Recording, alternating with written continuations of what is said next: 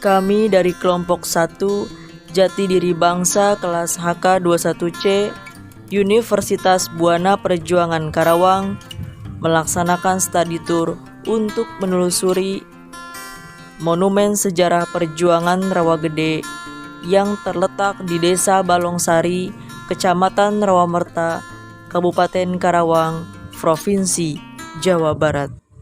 Monumen Rawagede merupakan tempat bersejarah yang menjadi saksi bisu atas tragedi berdarah pembantaian warga desa Rawagede pada saat agresi militer Belanda ke-1.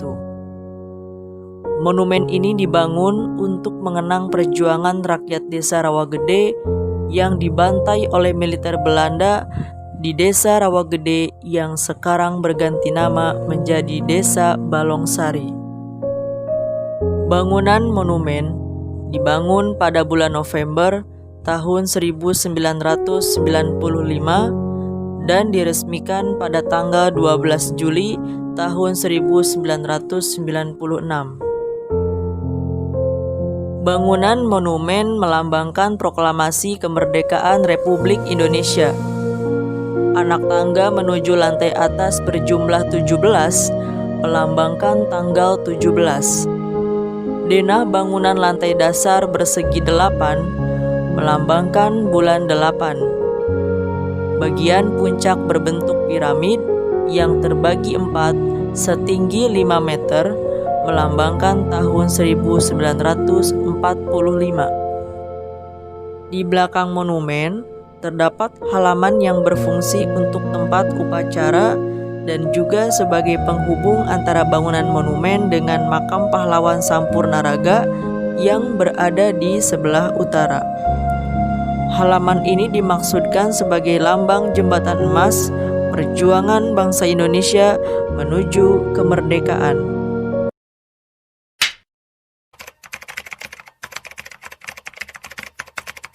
Sukarman, Ketua Yayasan Rawagede, mengatakan pembantaian bermula ketika tentara Belanda datang ke Rawagede untuk mencari Kapten Lukas Sutaryo.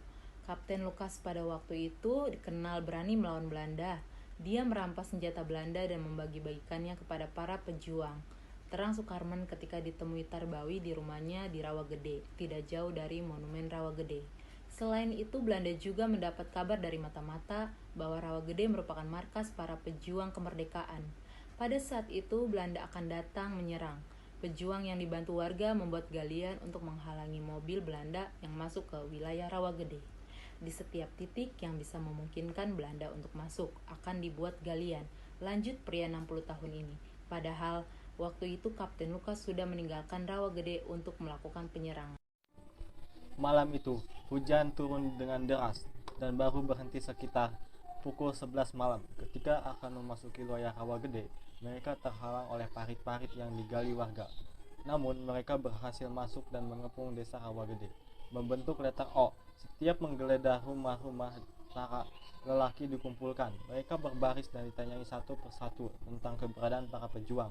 Salah satunya yang paling dicari adalah Kapten Lukas. Jika mereka memilih untuk diam atau menjawab tidak tahu, tanpa basa-basi para tentara itu langsung berondong menghujani mereka dengan peluru.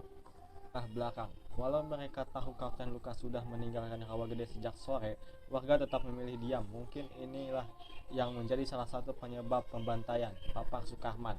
Meskipun para korban sudah tersungkur tak bernyawa, Belanda masih menembaki mereka untuk kepuasan mereka. Salah satu korban pembantaian itu adalah Bitol yang pada saat itu berusia 22 tahun dan baru saja mengecap indahnya pernikahan dengan istrinya. Cawi yang kini berusia sekitar 84 tahun, Cawi menceritakan kepada Tarbawi ketika saat diwawancara tentang tragedi yang menimpa kampung Rawagede yang pada waktu itu sebagian besar penduduknya adalah petani. Sekitar pukul 4 pagi, Bitol baru terbangun dan hendak menuju sawah untuk membajak.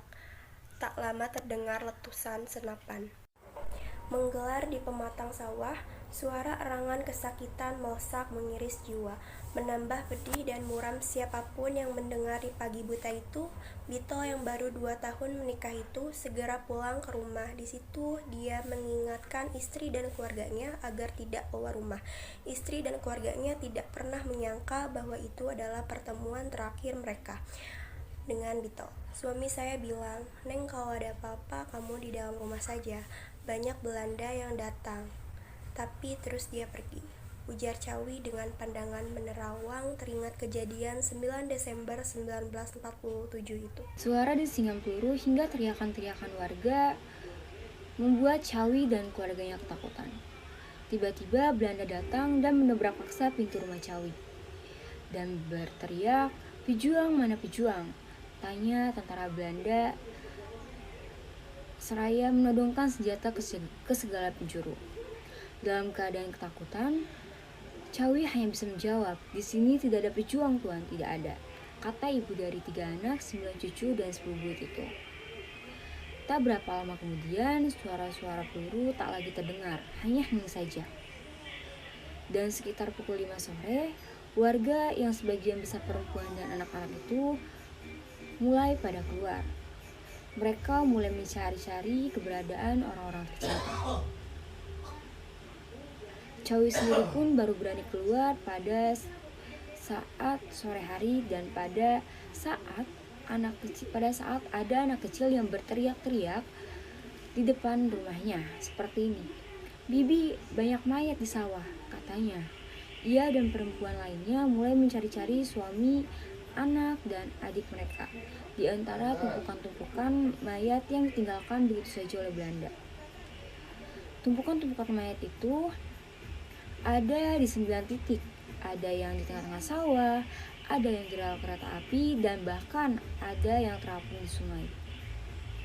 Suami Cawi sendiri ditemukan dengan 9 peluru bersarang di sekitar dada dan perut. Dalam suasana yang masih meliputi ketakutan, mereka mulai memberanikan diri untuk mencari keluarga mereka yang kenal. Dalam ratusan mayat yang mereka kumpulkan, satu balik, satu mayat, lalu mereka menggotong rame-rame. Lalu mereka mengumpulkan di rumah-rumah. Mereka menjerit ketika mereka mengenal dari mayat tersebut orang yang mereka kenal. Lalu tangan-tangan mereka mulai menggali tanah untuk menguburkan keluarga mereka. Semuanya dilakukan oleh perempuan. Ada yang menggunakan cangkul, golok, dan ada pun yang menggunakan tangan kosong. Dikarenakan sebagian laki-laki dari desa tersebut tewas dalam pembantaian. Sebagian lelaki tersebut yang selamat menyelamatkan diri atau mengungsi ke desa yang lainnya dalam waktu 2-3 bulan. Kita pun yang menggali dengan alat seadanya, menguburnya tidak terlalu dalam dan tanpa dikafani, ucap Cawi. Seperti halnya Cawi, pada peristiwa 63 tahun yang lalu masih diingat jelas oleh wanita yang berumur 96 yang kehilangan tiap anggota keluarganya. Wanita saat itu harus kehilangan suami, ayah, dan adiknya sendiri. Ia mengingat bagaimana perjalanan mencari mayat suaminya hingga 2 hari baru bisa ditemukan. Lalu tentara Belanda melakukan pembantaian terhadap 481 penduduk Rawagede dengan mengepung desa dan menggeledah setiap rumah. Semua lelaki yang berusia di atas 14 tahun dipaksa keluar dan dikumpulkan di lapangan. Mereka diperintahkan untuk berbaris di lapangan dan ditanya satu persatu tentang keberadaan para pejuang Republik Indonesia yang disinyalir bersembunyi di daerah ini. Salah satunya Kapten Lukas Sutaryo yang menjadi Komandan Kompi Karawang, Bekasi.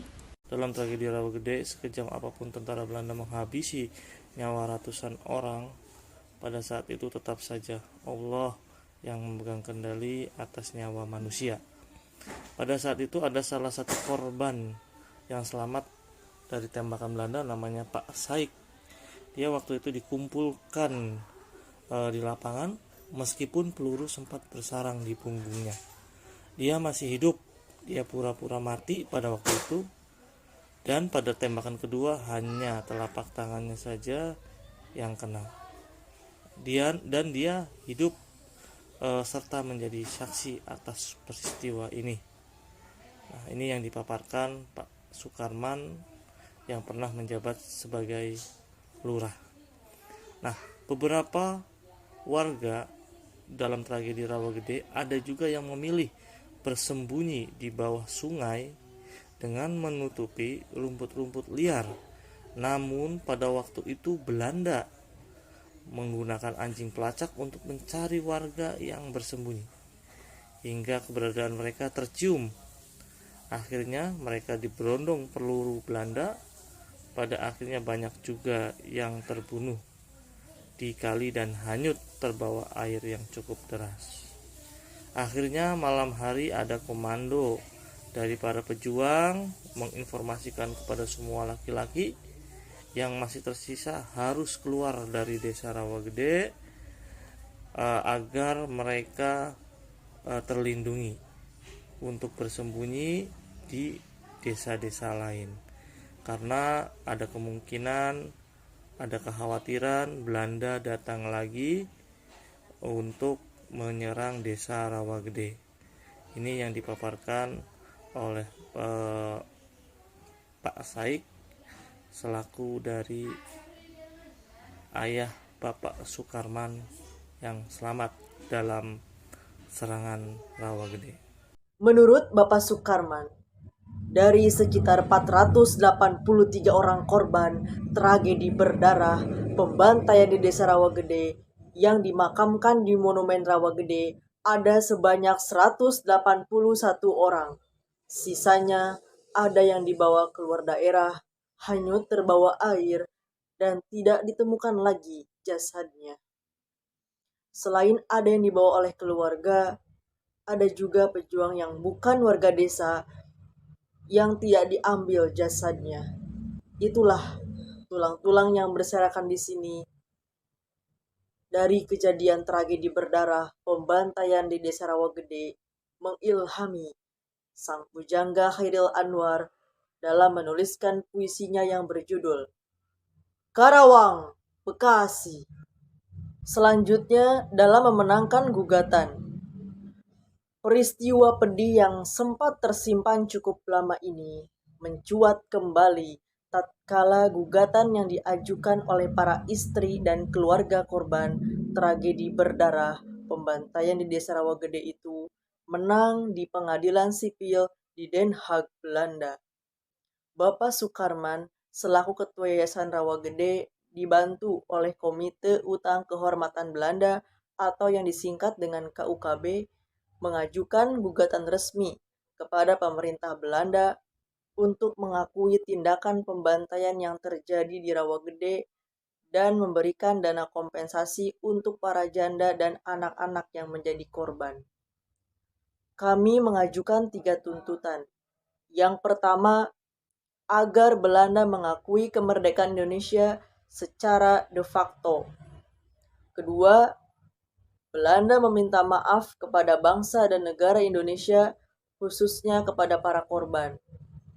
Dan ketiga, karena mereka sudah melanggar HAM, maka ada dana kompensasi untuk para korban. Hal ini disampaikan oleh Bapak Sukarman.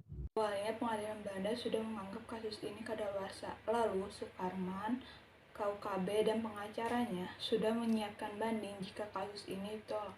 Namun lewat siaran radio, gugatan Sukarman terhadap Belanda akhirnya dikabulkan. Alhamdulillah, ketika akan mengajukan banding setelah sebelumnya ditolak karena dianggap kadaluarsa, kami bisa dimenangkan di pengadilan sana. Selama proses gugatan, ada dana hibah yang katanya sudah diberikan oleh Belanda sekitar tahun 2009. Mereka memberikan dana hibah sebesar 8.500 euro atau setara dengan 10,2 miliar. Ujar Sukarman yang selama ini aktif memperjuangkan hak dari para korban. Awalnya memang tidak mudah bagi Sukarman ketika harus merasa sendiri memperjuangkan hak para janda dan ayah. Esa hilang, 2 terbilang. Mati 1, tumbuh 1000. Meskipun para pahlawan bangsa telah mendahului kita, saatnya kita sebagai generasi muda untuk melanjutkan cita-cita pahlawan bangsa.